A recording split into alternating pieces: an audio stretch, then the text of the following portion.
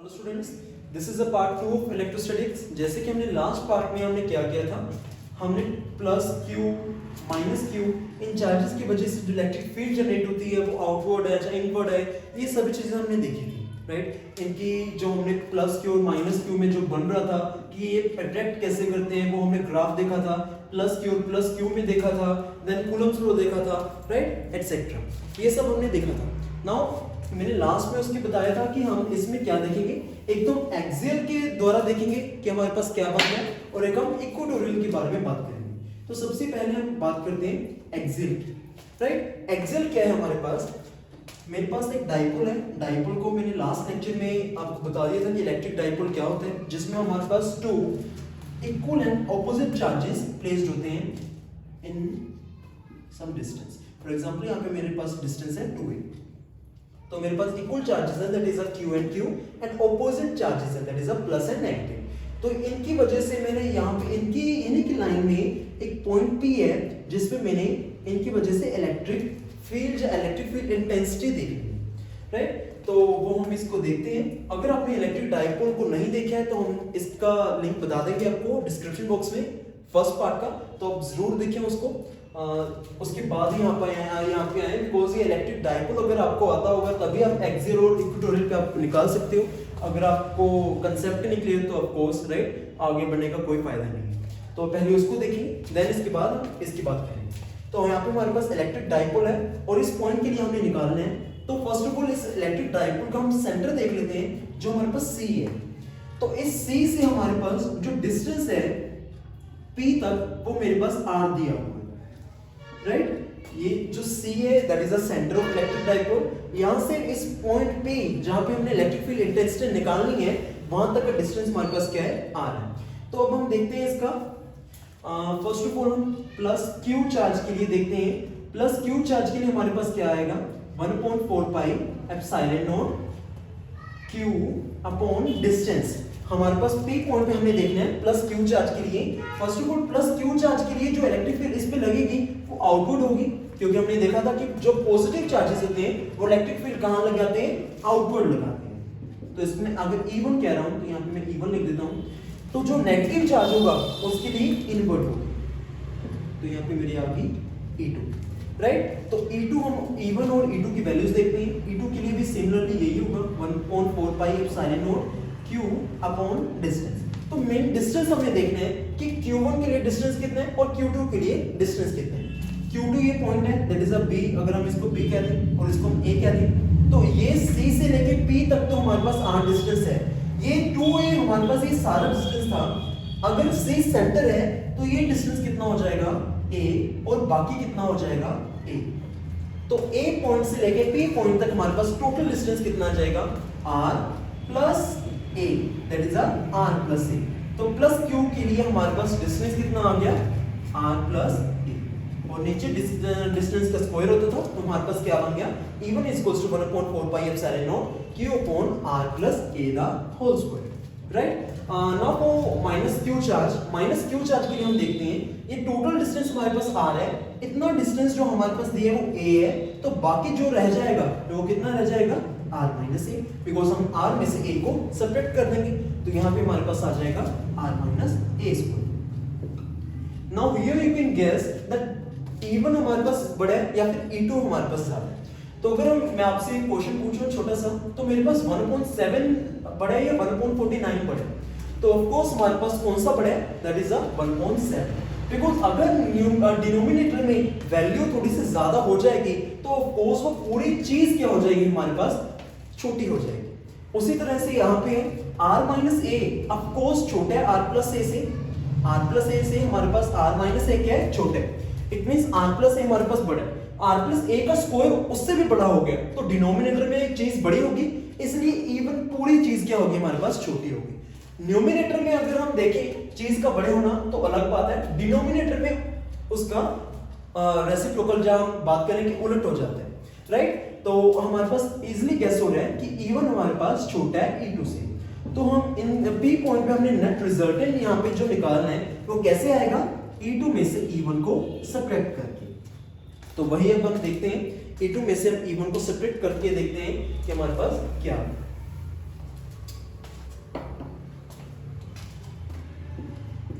मैं resultant electric field intensity को ER कह रहा हूँ, तो ये हमारे पास कैसे आएगा E2 माइनस E1।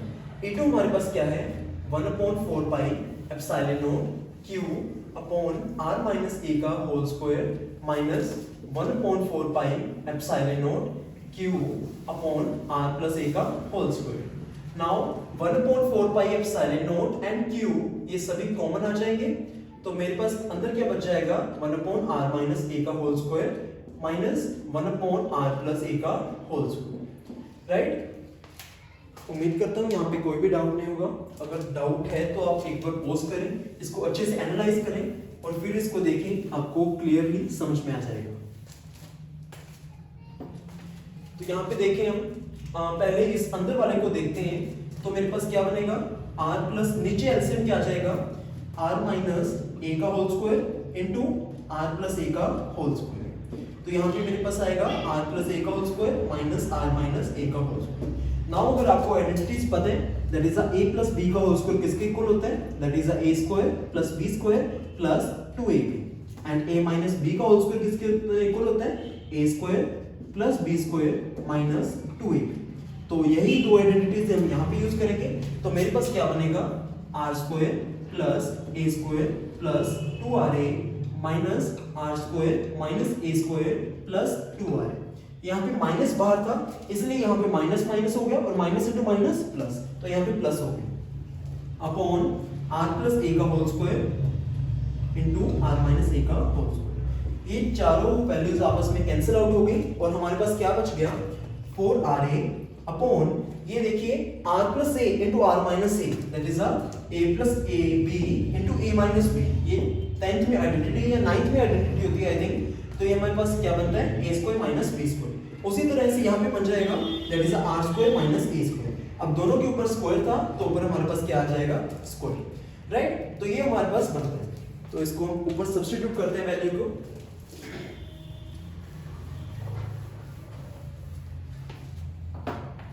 तो मेरे पास ER की वैल्यू एग्जैक्ट क्या बन जाएगी Q upon 4 pi epsilon not into 4RA upon R square minus A square raised to power.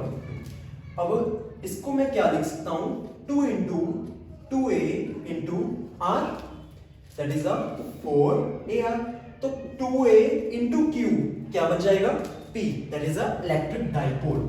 Last lecture में हमने जो किया था इलेक्ट्रिक डाइपोल, वही यहाँ पे बनेगा, that is ER is equals to P into 2 into R upon 4 pi epsilon naught R square minus A square raised to power 2। तो यहाँ पे स्पेशल केस है, अगर R हमारे पास ग्रेटर देन A हो जाए तो ऑफ कोर्स R स्क्वायर तो काफी बड़ा हो जाएगा A स्क्वायर से, तो इनका जो डिफरेंस होगा उसको हम नेग्लेक्ट कर सकते हैं, that is R square minus A square is can be written as R square approximately. तो यहाँ पे मेरे पास क्या बन जाएगा P into 2 into R upon 4 pi epsilon naught R square raised to power square. तो यहाँ पे स्क्वायर इंटू स्क्वायर यहाँ पे प्लस हो जाती है पावर्स, तो यहाँ पे मेरे पास बन जाएगा 4। तो ये मेरे पास एक पावर कट हो जाएगी, दैट इज 3।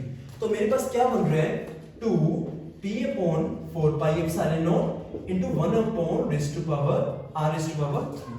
ये हमारे पास आया इलेक्ट्रिक फील्ड इंटेंसिटी की वैल्यू फॉर एक्सियल, राइट। यहाँ पर कोई भी डाउट हो तो आप प्लीज यहाँ पे देखें। आई नो ये थोड़ा सा बोरिंग हो गया होगा बिकॉज एज अ डेरिवेशन है ये, बट स्टिल अगर आप फिजिक्स को भी एक इंटरेस्टिंग कंसेप्ट की तरह डील करेंगे तो आपको फिजिक्स में भी इंटरेस्ट आने लगेगा, राइट। ये अपने प्रायोरिटीज और इंटरेस्ट की बात होती है, कईयों को मैथ में इंटरेस्ट होगा, कईयों को फिजिक्स में, तो आपको सिर्फ इंटरेस्ट इसमें बिल्डअप करने की जरूरत है। उसके बाद आपको अगर नहीं भी कोई चीज आ रही होगी तो आप में इंटरेस्ट होगा तो आप उसको सर्च करोगे तो अगर कोई चीज नहीं समझ में आ रही तो आपको समझ में आने लग जाएगी, राइट। उम्मीद करता हूँ ये डेरिवेशन में आपको कोई भी डाउट नहीं होगा। तो ये हमारे पास वैल्यू आई थी एक्सेल के लिए, आप इस वैल्यू को याद रखना, इससे हम आगे एक रिजल्ट देखेंगे। तो अब हम बात करते हैं इक्वेटोरियल,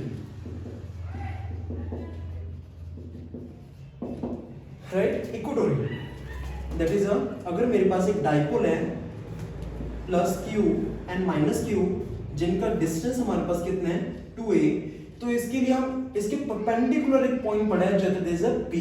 तो इस पॉइंट P पे हमने इलेक्ट्रिक फील्ड इंटेंसिटी नेट देखनी है, इस डाइपोल की वजह से कितनी इलेक्ट्रिक फील्ड इंटेंसिटी वहां पे आ रही है, तो वो हम देखते हैं। तो ये P पॉइंट हमारा इस सेंटर से काइंड ऑफ पास करेगा, सेंटर से जो लाइन जा रही है। तो यहाँ पे हमने जैसे प्लस Q चार्ज है, तो ये जो इलेक्ट्रिक फील्ड इंटेंसिटी लगाएगा वो क्या होगी, outward, because it is a positive charge. Now it is a negative, तो इसके लिए हमारे पास क्या आएगा, that is a invert, right. हमारे पास यहाँ पे इनवर्ट आएगा। आपकी कई बुक्स में जो कई नोट्स में आपके पास यहाँ पे माइनस होगा, यहाँ पे प्लस होगा, इट इज ओके, बिकॉज ये बात होती है सिर्फ डेरिवेशन की। तो आपका ये जो एरोस है वो इस तरफ बन रहे होंगे, दैट इज ओके। आप इस तरह से भी कर सकते हो, उस तरह से भी कर सकते हो। तो प्लस क्यू के लिए हमारे पास इलेक्ट्रिक फील्ड इंटेंसिटी है वो आउटवर्ड होगी, इनवर्ट के लिए माइनस क्यू के लिए हमने हमारे पास इनवर्ट होगी। तो मान लीजिए यहाँ पे हमारे पास एंगल हमारे पास ये क्या मिल रहा है, थीटा। तो यहाँ पे एंगल ये अगर थीटा तो ये भी हमारे पास क्या आ जाएगा, थीटा। बिकॉज ये पैरेलल लाइंस हैं तो ऑल्टरनेट एंगल्स हो जाएंगे।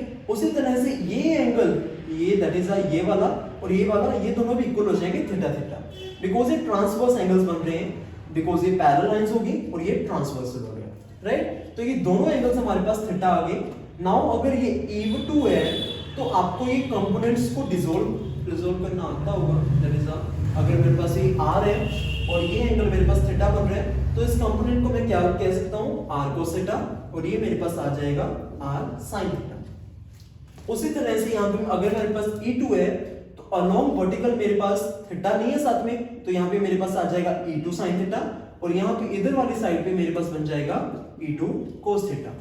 उसी तरह से ये E1 है तो जिस तरह से यहाँ पे था उसी तरह से वहां पे हो जाएगा, that is E1 cos theta, और यहाँ पे मेरे पास आ जाएगा E1 sin थीटा, राइट। यहाँ पे मैंने कंपोनेंट्स को सिंपली रिजोल्व किए। अगर इसमें आपको कोई भी डाउट हो तो पॉज करें वीडियो को, अच्छी तरह से एनालाइज करें इस डायग्राम को, देन आगे बढ़ें, राइट। तो आप देख सकते हैं कि यहाँ पे मेरे पास E1 sin थीटा है और यहाँ पे मेरे पास E2 sin थीटा है। अगर मेरे पास E1 और E2 का मैग्नीट्यूड दोनों सेम हो जाएंगे तो ये दोनों हमारे पास क्या हो जाएंगे, कैंसिल हो जाएंगे।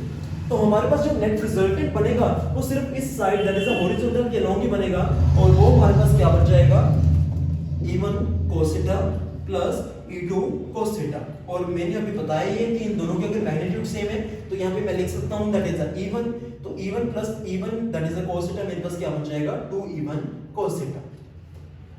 यहाँ तक कोई भी डाउट हो आपको तो आप इसको अच्छी तरह से देखें, अदरवाइज मुझे कमेंट सेक्शन में बताएं तो मैं आपको डाउट जरूर क्लियर करूंगी। तो याद रखें हमारे पास 2E1 cos थीटा आ गया। इसके बाद हम देखते हैं that is the net result हमारे पास क्या है, 2E1 cos theta. Now E1 की value, right, 2 into 1/4 pi epsilon not. Charge हमारे पास सिंपली Q है। यहाँ पे मैं प्लस और नेगेटिव क्यों नहीं कंसीडर करा, बिकॉज यहाँ पे मैग्नीट्यूड हमने लेना होता है। तो यहाँ पे हमारे पास प्लस Q लो या माइनस Q, यहाँ पे Q ही आएगा बिकॉज दोनों का मैग्नीट्यूड सेम है चार्ज का। तो यहाँ पे हमारे पास नीचे क्या आता है, डिस्टेंस। तो इस पॉइंट से ये वाला डिस्टेंस और ये वाला डिस्टेंस, दोनों डिस्टेंस हमारे पास सेम आएंगे बिकॉज हमें सिंपली दिख रहा है दोनों थीटा है, तो ये आइसोसेलेस ट्रायंगल बन रहा है बिकॉज दोनों के साइड्स भी क्या हो जाएंगे, इक्वल। तो ये अगर मेरे पास R है, सेंटर से लेके P पॉइंट तक का डिस्टेंस R है, ये मेरे पास पूरा 2A और C सेंटर है, तो ये मेरे पास क्या बन जाएगा, A R मेरे पास सिंपली एक राइट एंगल ट्रायंगल बन रहा है जिसमें मेरे पास ये R है और ये A है। तो ये मेरे पास बाय यूजिंग पाइथागोरस थ्योरम मेरे पास आ जाएगा r² + a² का अंडर रूट। तो ये मेरे पास डिस्टेंस बनता है, तो यहाँ पे आ जाएगा √r² + a² का होल स्क्वायर। तो नाउ अंडर रूट और स्क्वायर दोनों आपस में क्या हो जाएंगे, कैंसिल हो जाएंगे। तो हमारे पास क्या बचेगा, यहाँ पे हमारे पास cos थीटा भी था, ER is equals to 2 into 1/4 pi epsilon naught Q upon r² + a²। Now cos theta की वैल्यू क्या है, इसी ट्रायंगल में अगर हम देखें ये मेरे पास थीटा है, तो थीटा के सामने वाला हमारे पास क्या बनता है, परपेंडिकुलर, ये बेस और ये हाइपोटेन्यूज। cos थीटा किसके इक्वल होता है, बेस अपॉन हाइपोटेन्यूज। बेस हमारे पास क्या है, r, तो cos थीटा के इक्वल क्या आ जाएगा हमारे पास यहाँ पे a, बेस हमारे पास a है ना, a upon under root r² + a²। तो ये cos थीटा की वैल्यू है जिसे हम यहाँ पे सब्स्टिट्यूट कर देंगे तो क्या बनेगा हमारे पास into a upon under root r square plus a square. तो यहाँ पे r square plus a square का पावर कितनी है, दैट इज अ हाफ। यहाँ पे हमारे पास 1 है तो टोटल पावर हमारे पास कितनी बच जाएगी, दैट इज अ 3/2। तो रिजल्टेंट हमारे पास क्या आएगा, ER is equals to 2 into 1/4 pi epsilon not Q upon Q into A upon R square plus A square raise to power 3/2, right. Q into 2A मेरे पास क्या बन जाएगा, P that is a electric dipole. तो हमारे पास क्या बनेगा, ER is equals to P upon 4 pi epsilon not into 1 upon R square plus A square raise to power 3/2। अब यहीं पे स्पेशल केस, वही स्पेशल केस आता है कि अगर R A से काफी बड़ा है तो R स्क्वायर भी काफी बड़ा हो जाएगा। तो अगर R स्क्वायर में A स्क्वायर हम थोड़ा सा भी ऐड कर रहे हैं तो उससे कोई भी फर्क नहीं पड़ेगा, इसलिए हम R square plus A square को R स्क्वायर भी अप्रोक्सीमेटली लिख सकते हैं। तो यहाँ पे क्या बन जाएगा, ER is equals to P upon 4 pi epsilon not into 1 upon यहाँ पे R स्क्वायर बच जाएगा, R स्क्वायर की पावर 3/2, 2 से 2 कैंसिल तो R क्यूब बच गया, that is a ER is equals to P upon 4 pi epsilon naught into 1 upon R cube। तो आप यहाँ पे इक्वेटोरियल लिख सकते हैं अगर आपको थोड़ा सा दिखे कि आपको डिफरेंस देखना है। यहाँ पे हमारे पास आ जाएगा equatorial is equals to P upon 4 pi epsilon naught into 1 upon R cube। और एक्सियल के लिए हमारे पास क्या था, E axial is equals to 2P upon 4 pi epsilon naught into 1 upon R cube। तो ये हमारे पास दोनों वैल्यूज, अगर मैं दोनों को डिवाइड करूं तो P upon 4 pi epsilon naught हमारे पास 1 अपॉन R क्यूब दोनों कैंसिल हो जाएंगे। तो मेरे पास क्या आ जाएगा, E axial upon E equatorial is equals to 2, because E axial मैंने ऊपर रेसिप्रोकल कर दिया सिंपली। तो E axial upon E equatorial हमारे पास इज इक्वल्स टू क्या आ गया, 2। तो ये हमारे पास दो डेरिवेशंस थी। उम्मीद करता हूं आप सभी को ये समझ में आ गई होंगी। इसके बाद एक स्पेशल केस आता है, बिकॉज एक्सियल में हमने क्या किया, डाइपोल के जो साइड अगर हम लाइन एक्सटेंड करें वहां पे हमने पॉइंट P पे देखा, यहाँ पे हमने परपेंडिकुलरली देखा। तो थर्ड हमारे पास आता है कि कहीं पे भी हो सकता है, जो पॉइंट हमने निकालना है तो कहीं पे भी हो सकता है। उसके लिए हमने देखना है कि इलेक्ट्रिक फील्ड इंटेंसिटी क्या आएगी।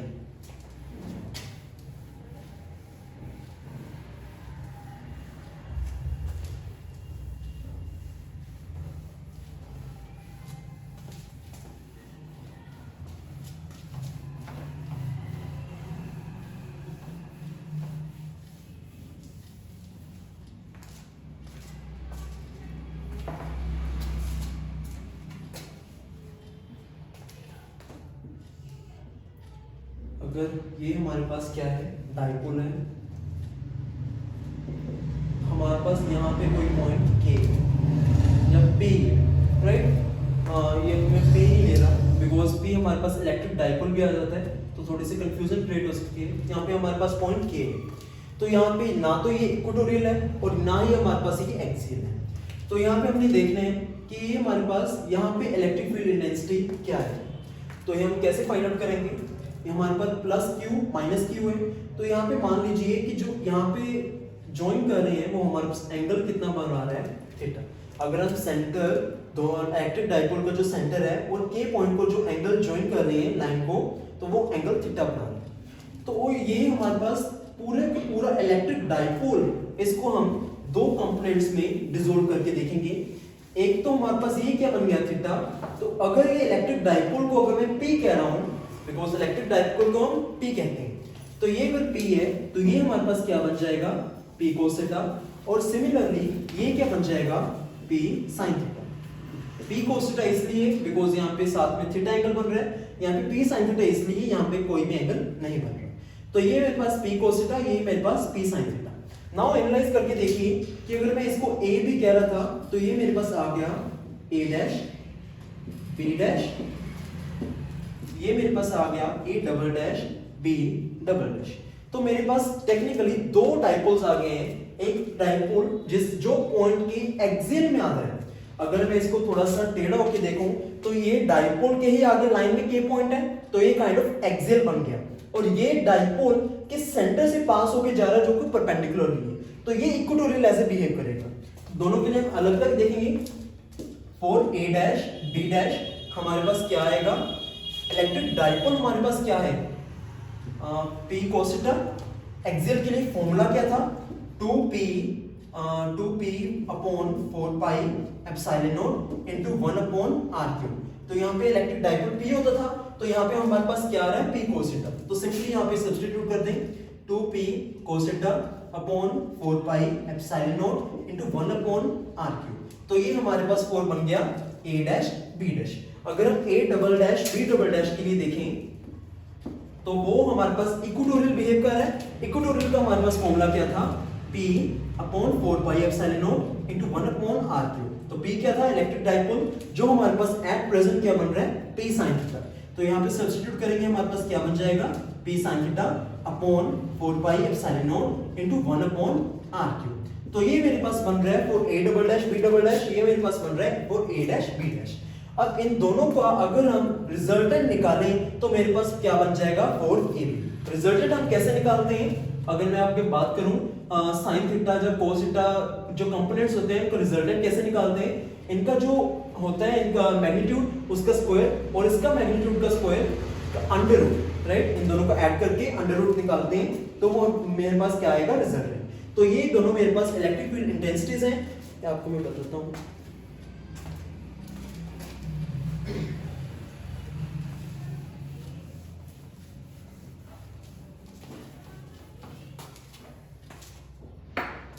यहाँ पे कई स्टूडेंट्स कंफ्यूज हो रहे होंगे, बट यहाँ पे कंफ्यूज होने की कोई बात नहीं है। आपने सिंपली क्या देखना है कि मेरे पास इलेक्ट्रिक डाइपोल क्या था, ए बी, जिसको मैंने दो कंपोनेंट्स में निकाल लिया, that is a dash b dash, और दूसरा आ गया a dash a double dash b double dash. जो ए डैश बी डैश था वो पॉइंट के के लिए एक्सियल बिहेव कर रहा था, जो a dash a double dash और बी डबल डैश है वो के पॉइंट के लिए इक्वेटोरियल बिहेव कर रहा था। और दोनों के लिए मेरे पास फॉर्मूले आ गए थे जो मैंने अभी रिसेंटली लिखे थे, उनमें मैंने सिंपली पी की वैल्यू सब्स्टिट्यूट कर दी है, बिकॉज जो इसके लिए अगर पी है, इसके लिए मेरे पास क्या हो जाएगा, पी cos थीटा, और इसके लिए मेरे पास क्या हो जाएगा, पी sin थीटा। तो सिंपली वैल्यू सब्स्टिट्यूट की है। नाउ इन दोनों का हमने रिजल्टेंट निकालना है, तो अलोंग मेरे पास ए भी आ जाएगा।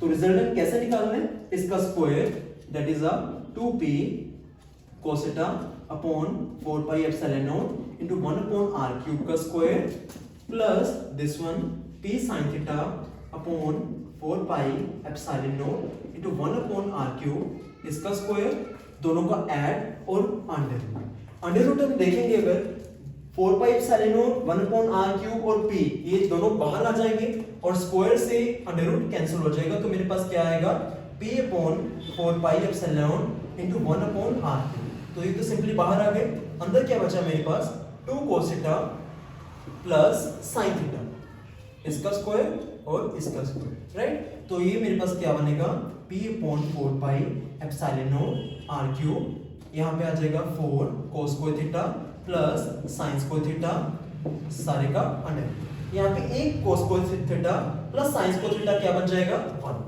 Because we have identity that is sin square theta plus cos square theta is equals to 1। तो ये मेरे पास क्या बन जाएगा, p upon 4 pi epsilon not into 1 upon r cube under root 3 cos square theta plus 1। ये है हमारे पास result for any point in vacuum, because it is neither a equatorial और nor a axial।